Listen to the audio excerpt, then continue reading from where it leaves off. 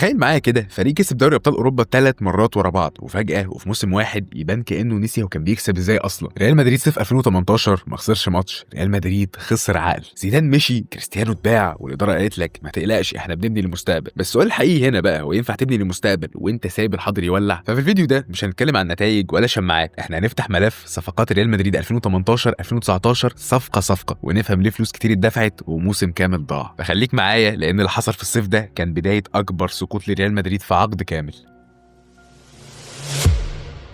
في الاول كده عشان نفهم ليه صفقات 2018 دي اصلا كانت كارثه، لازم نرجع خطوه لورا، مش للماتشات، للحظه القرار. في يونيو 2018 ريال مدريد مش فريق عادي، ده فريق كسب دوري ابطال اوروبا 3 مرات ورا بعض، انجاز عمره ما حصل في التاريخ الحديث اساسا. طبيعي اي حد ما يشوف الفريق ده يقول لك الفريق ده ناقصه رتوش بسيطه، بس اللي حصل كان العكس تماما، لان فجاه زيدان يمشي من غير تمهيد، من غير خطه واضحه للمرحله اللي جايه اصلا، ودي كانت اول علامه استفهام كبيره. لان بكل بساطه زيدان ما كانش مجرد مدرب، زيدان كان النظام كله، هو اللي ماسك اوضه اللبس، هو اللي عارف مين يلعب ومين يقعد ومين مستحمل ضغط القميص ومين لا. اول ما زيدان مشي ريال مدريد فقد مش بس مدرب، فقد البوصله، ولسه الضربه الاكبر جاي. كريستيانو رونالدو الهداف القائد، الراجل اللي كان بيحط 50 و60 جون عادي جدا في الموسم الواحد، اتباع ومشي من غير بديل حقيقي. وهنا بقى لازم نقف، هو مش مشكله خالص انك تبيع نجم، المشكله انك تبيع قلب الفريق وتقول هنتصرف بعدين. الاداره وقتها خرجت تقول احنا واثقين في الفريق، بنزيما هيشيل المسؤوليه، عندنا اسينسيو وجاريث بيل واسكو. كلام منطقي على الورق، انما كره القدم مش ورق اطلاقا، لان الفريق اللي كان بيكسب بمنظومه فيها لاعب بيحسم في اي وقت وفي اي ماتش. ومع رحيل كريستيانو المنظومه دي اتشالت منها اهم قطعه من غير ما يتحط مكانها اي حاجه. طب يعني ايه الكلام ده؟ يعني ريال مدريد داخل موسم 2018 2019 هو من غير مدرب صاحب شخصيه، من غير هداف مضمون، ومن غير خطه سوق واضحه. بس في نفس الوقت اداره النادي كانت مطمنه وبتتكلم عن مستقبل مشرق. وهنا بقى الصراع الحقيقي، مستقبل الاداره ضد حاضر الفريق، وده الصراع اللي هيظهر بعد كده في كل صفقه وكل اختيار وكل قرار. صيف 2018 ما كانش مجرد سوق انتقالات، كان مفترق طرق، طريقه تكمل سيطره او تدخل في اعاده بناء وانت لسه على القمه. ريال مدريد اختار الطريقين في نفس الوقت، ودي اسوأ حاجه ممكن تحصل لاي نادي كبير. ومن هنا نبدا نفهم ليه الصفقات اللي جايه ما كانتش فشل لوحدها، كانت نتيجه قرار غلط من الاساس.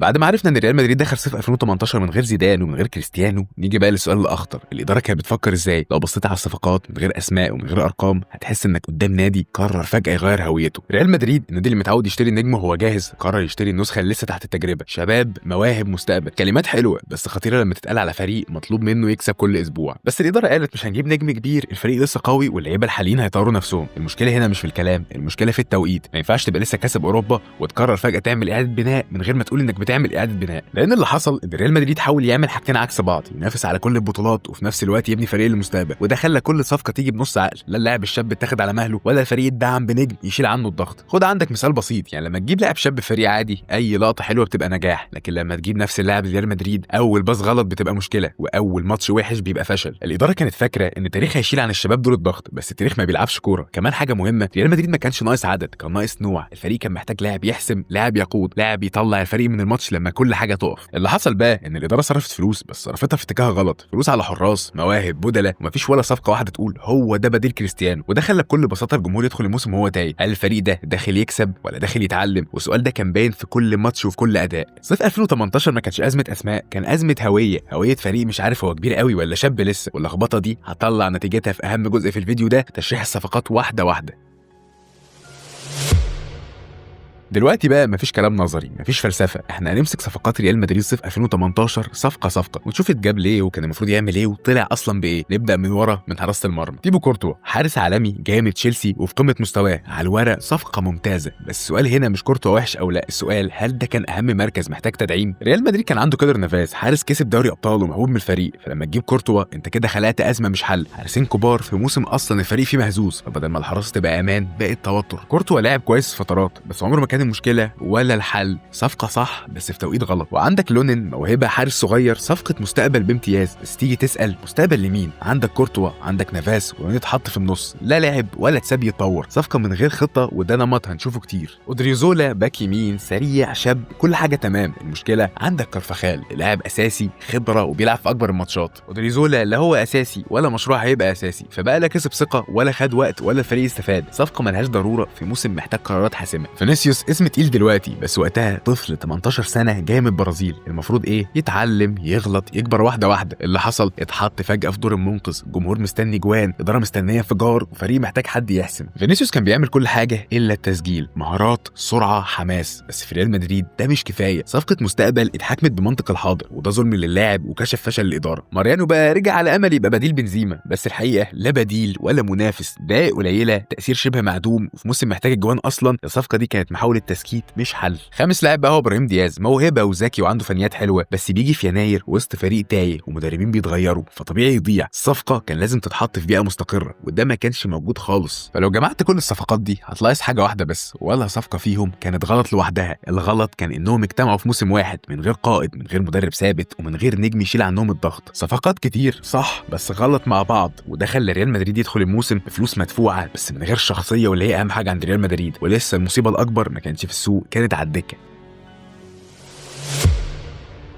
والصفقات هي الادوات، في المدرب هو اللي بيعرف يستخدمها. ومشكله ريال مدريد في موسم 2018 2019 ما كانتش في الادوات، كانت في اللي ماسكها. لان اللي حصل على الدكه ده ما كانش تغيير مدربين، ده كان تخبط. نبدا من الاول. لو بتيجي مدرب جه قبل الموسم من غير ما يطلب صفقات، من غير ما يحضر الفريق، ومن غير ما يبني هويه اللعب، مع اول ازمه ومع اول ضغط النادي سابه ومشي. وبعده جه سولاري، مدرب مؤقت داخل يقول لك خلينا نعدي الموسم. وسولاري حاول، بس حاول من غير ادوات، كل ماتش تشكيله، كل اسبوع دور جديد للعيبه. فينيسيوس مره جناح، مره منقذ، مره شماعه، اسكو اساسي، بعدين دكه، بعدين بره الحسابات. وجاريث بيل مطلوب منه يشيل الفريق وهو اصلا مش جاهز نفسيا. وسط كل ده الصفقات الجديده واقفه بتتفرج، اللاعب مش عارف يلعب ازاي، يلعب فين، دوره ايه، وكل اسبوع مطلوب منه يتغير. وده اسوأ سيناريو لاي لاعب جديد، لان الصفقه محتاجه ثقه، استقرار، نظام. مش كل ماتش تبدا من الصفر. كورتوا اتساب لوحده في دفاع مفكك، ودريزولا يلعب ماتش يقعد 6، ابراهيم دياز يدخل من غير اي دور، وماريانو اصلا مش في الحسبان. الفوضى الفنيه دي خلت كل صفقه تبان اضعف من حقيقتها، اقل من قيمتها، وكانها فاشله. لكن في الحقيقه اصلا ان الفريق نفسه ما كانش فريق. وخليك فاكر ان في الكوره اللاعب الجديد مش بيبان في الفراغ، بيبان جوه المنظومه. والمنظومه هنا كانت بتقلب كل شهر، وده خلى اي محاوله بناء تتحول لمجرد ترقيع. عشان كده لما تبص دلوقتي وتحكم على صفقات 2018 ما ينفعش تقول انهم وحشين، الصح انك تقول اتسابوا يلعبوا في فوضى. في كرة القدم تقدر تجادل، تبرر، تختلف، انما الارقام ما بتكدبش. خلينا نشوف موسم 2018 2019 بالارقام مش بالمشاعر. ريال مدريد صرف ملايين في سوق الانتقالات، بس على ارض الملعب الفريق سجل اهداف اقل، استقبل اهداف اكتر، وخسر ماتشات كان زمان بيكسبها وهو بيتمشى. خلينا نبدا من اهم رقم، الاجوان. بعد رحيل كريستيانو ريال مدريد فقد عشرات الاهداف في موسم واحد، مفيش لاعب قرب حتى يسد الفجوه دي. بنزيما حاول، بس بنزيما اكيد مش كريستيانو، وجاريث بيل ما كانش موجود لما الفريق احتاجه اساسا. لو رحت للدوري ريال مدريد خرج بدري جدا من سباق اللقب، وفارق نقاط كبير، واداء ملوش ملامح. تشامبيونز ليج الفريق اللي كان بعبع البطوله خرج من غير ما يقاوم. كاس الملك وداع وبصوره مش شبه ريال مدريد اطلاقا. يعني ايه الكلام ده؟ يعني كل بطوله دخلها الفريق دخلها من غير ما يوصل لاخرها. دلوقتي بقى تعال نبص تاني على الصفقات. هل في صفقه واحده تقدر تقول انها رفعت عدد الاجوان، حسنت النتائج، غيرت شكل الفريق؟ الاجابه المؤلمه اطلاقا. حتى الصفقات اللي نجحت جزئيا ما كانش ليها تاثير مباشر على النتائج، وده اخطر رقم في الفيديو ده. لانك ممكن تصرف فلوس وتخسر، ده طبيعي، لكن اللي مش طبيعي خالص انك تصرف ومن غير اي عائد فوري. فموسم 2018 19 ما كانش موسم سيء، بس ده كان انذار بيقول لو كملت بنفس التفكير السقوط الجاي هيبقى اطول واقسى. وده اللي خلى الاداره بعد الموسم تحاول ترجع وتغير كل حاجه، وده اللي خلينا نوصل لاخر سؤال معانا، كان ممكن يحصل غير كده؟ خلينا نكون عادلين شويه، ريال مدريد ما كانش مجبور يفشل الموسم ده، الغلط ما كانش قدر، الغلط كان اختيار. خلينا نسال السؤال اللي كل مشجع ساله بعد فوات الاوان، كان ممكن يحصل غير كده؟ وكان واضح كمان. اول حاجه، لو النادي كان صريح مع نفسه وقال احنا داخلين اعاده بناء، كان لازم ما ينافسش على كل حاجه بنفس النفس، كان لازم ضغط اقل، توقعات اوضح، وحمايه للعيبه الشباب. ساعتها فينيسيوس ما كانش هيتحكم كمنقذ، ابراهيم دياز ما كانش هيتوه، وكورتوا كان هيلعب من غير ما يستنى معجزه من الدفاع. الحاجه الثانيه، لو النادي قرر ينافس كان لازم يعملها للاخر، يعني تعويض حقيقي لكريستيانو، مش اسمه، مش مشروع، لاعب جاهز يشيل موسم كامل. لان اكبر كذبه اتقالت وقتها ان الاهداف هتتوزع، الاهداف ما بتتوزعش، الاهداف ليها صاحب. وكمان نسينا الاستقرار، اي فريق في العالم يغير مدرب مرتين في الموسم لازم يدفع الثمن، فاما تثق في المدرب او ما تجيبوش من الاول. اللي حصل ان ريال مدريد اختار الحل النص نص، لا صبر ولا حسم. ولو بصينا على اللي حصل بعد كده هنفهم الدرس. اول ما النادي رجع زيدان وحدد الاتجاه، السوق اختلف نوعا ما، الصفقات بقت اوضح والادوار بقت مفهومه. يعني المشكله ما كانتش ان ريال مدريد نسي يشتري، المشكله انه اشترى من غير ما يقرر هو عايز ايه. الموسم ده على فكره ضاع مش عشان لعيبه وحشه، لكن عشان نادي كبير حاول يعيش مرحلتين في نفس الوقت، وده عمره ما بينجح. والسؤال بقى اللي لازم يتسال مش مين اسوأ صفقه، السؤال الحقيقي هل ريال مدريد اتعلم؟ في الاخر لو جيت تبص الموسم ده ما كانش مجرد موسم ضاع، ده كان فاتوره اتدفعت بسبب قرارات ما كانتش محسومه. ريال مدريد ما فشلش عشان لعبته وحشه، فشل لانه حاول يعيش على امجاد الماضي وهو لسه بيبني المستقبل. والصفقات زي ما قلنا انها ما كانتش كارثيه، الكارثه كانت انهم اتحطوا في موسم غلط ومن غير خطه. وده يعلمنا حاجه مهمه، ان في الكوره النادي الكبير مش اللي ما عندوش فشل، النادي الكبير هو اللي بيفهم فشله ويتعلم منه. والسؤال بقى اللي سايبه ليك، هل صفقات 2018 كانت فشل اداري ولا كان ثمن لازم يدفع عشان ريال مدريد يرجع اقوى بعد كده؟ قول لي رايك في الكومنتات، وقول لي كمان في رايك انهي صفقه كانت اكتر واحده اتظلمت. في الاخر لو عجبك الفيديو متنساش تعمل لايك، سبسكرايب، الحاجات الحلوه دي، ويلا سلام.